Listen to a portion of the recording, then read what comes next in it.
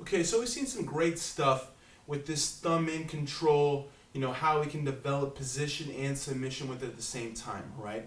We just looked at going to the mount. And there's one more reason why I really love this thumb in. Well, a couple reasons actually, but why I love this thumb in control and going to the mount at the same time, okay? And this is going to be like our insurance plan, just in case things start to maybe go a little better for him, and we have to be careful for some escapes coming. Okay, so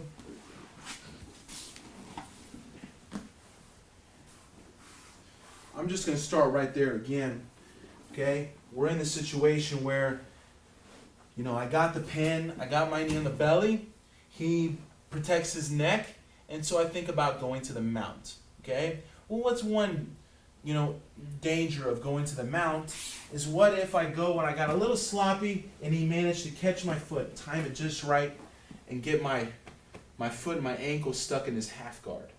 Okay, this would be the beginning of him starting to find his way out. If he has a good half guard, I'd have to definitely be wary of him recovering back to some strong sweeping positions from here. All right, and this used to literally be the story of my life. All right, a lot of my training hours were spent in trying to deal with escaping my foot from here, and because I wanted to mount people all the time, but I had big feet, and I passed from the half guard a lot. And a lot of times I just would struggle to free my foot from this position. Okay, especially with the bigger guys in my division. Turn just a little bit. The smashing and the smothering, they'll just take that, and they're the big guys that are real strong. They can just grab your gi, pull you forward, and then start to bring their arm under your leg and get into the deep half. And then it's like, man, I was so close to mounting and being the ultimate position, and you go this huge step backwards into the deep half guard where things are really great for them, and you're starting all the way back from square zero, square one. So what I learned over the years was that smashing their face didn't work anymore. Okay, they'll just take that and get in the half guard anyway. All right, and so I transitioned and found that attacking is better. All right, seeing this spot here as like me already being mounted, instead of having to fight to get to the mount first and then attack the neck, I'm better off attacking the neck directly from here. All right, because if I can attack his neck, I can keep these arms occupied with defending and protecting himself, instead of going between my legs and doing half guard and holding on to my legs. Okay, and so me putting a hand in the collar is the best thing for me. All right, but I don't want to put my right hand in the collar in this situation. Okay, because I'm not stopping him from turning to this side. This is his perfect defensive position right here. Okay, and this right hand isn't going to do anything for me. He's still going to be on his side, and he's probably still going to eventually work his right hand between my legs. Exactly. Okay, so the best thing for me when he catches my right foot is to have my left hand in the collar.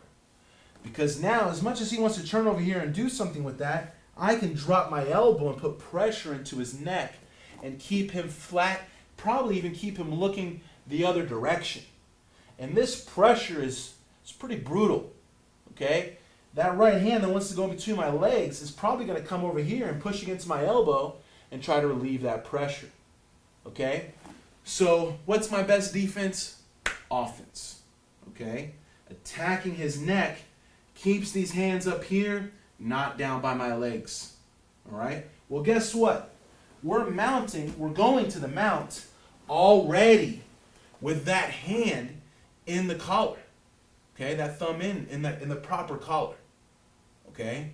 So I can go for this mount virtually risk-free. All right? Because I know that even if he happens to catch my foot it's not going to get any better for him than what it is right now. Okay? Because now I'm going to put my elbow, turn this way. I'm going to drop my elbow, okay? Keeping his head looking that way. And now it doesn't get any better from here. He's defending against this arm in his neck and not thinking about half guard game. Okay? So, how do I complete things from here? Okay? Well, like I said, I'm pretty much just visualizing this position as mount already. I'm already mounted. Okay? So I'm going to go for the choke. I'm going to go for the cross choke. Okay? What is the normal, most common way to defend against a mounted cross choke? A bridge. Okay? For sure, he's going to want to bridge me. All right? Well, that means this lock on my ankle, you know, he's going to have to let go of it. There's no way he can bridge and keep my ankle in any half guard. Okay? So I'm just going to, you know, put my pressure and proceed towards choking him. Okay? So what I like to do is clear this arm out of the way. I'm going to circle my arm through his arm. Clear that out of the way so I get nice and low. Now I'm going to cinch it. I'm going to grab the same collar, okay, with my forefingers here. Get a hold of it while I'm resting on my elbow and cinch this thing up as tight as I can. Okay? Now, I still want to respect the possible bridge. Okay? I don't want to like raise up and get too crazy and be right over his head. All right? I still want to have my hand here and all that, keeping my chest in his face. If he tries to bridge me now, go ahead, bridge. He has to let go. Look, my foot came out. Now I'm mounted. If I had to base, I base. Okay? And I'm still mounted. And now I'm, you know, half a step away from finishing this choke. All right? So I still end up a mount. I'm still going to get my choke. Sometimes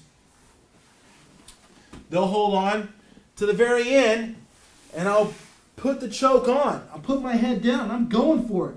Now he grabs my arms and tries to bridge. My foot comes out. My head's basing for me.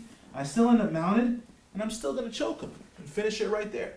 Okay? If I had to, you know, if he bridged and I had to let go and base, come back, re-choke again, no problem. I still got my mount.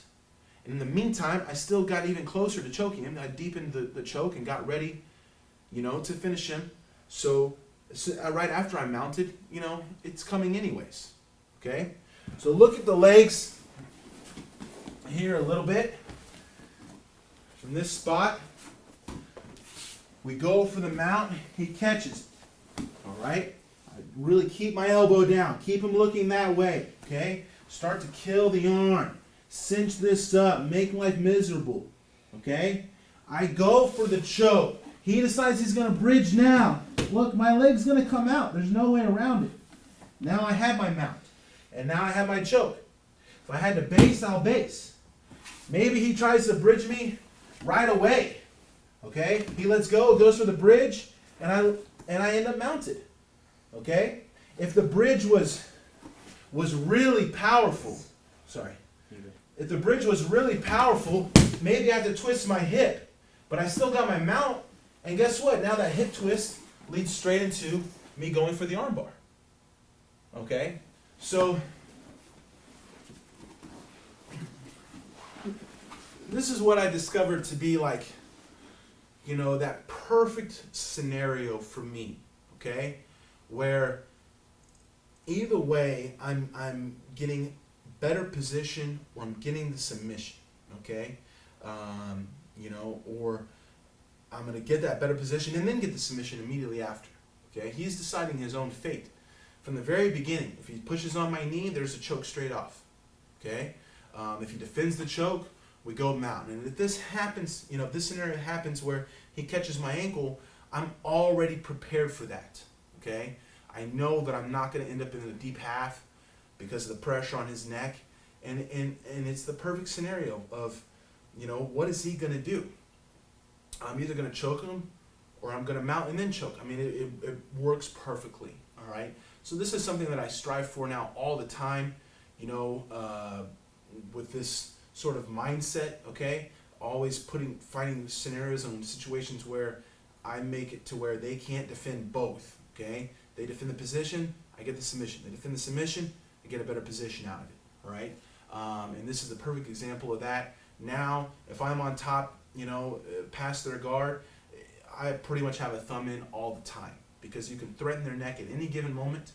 And for all those people that want to go deep half guard, it's a great way to stop the deep half guard and give yourself that reassurance and comfortableness in going to the mount. All right, and not worry about what if he catches my ankle and then puts me in the deep half. Well, now you have the perfect answer to that. All right, I love this. This is a big part of my game, so I hope you enjoyed it too.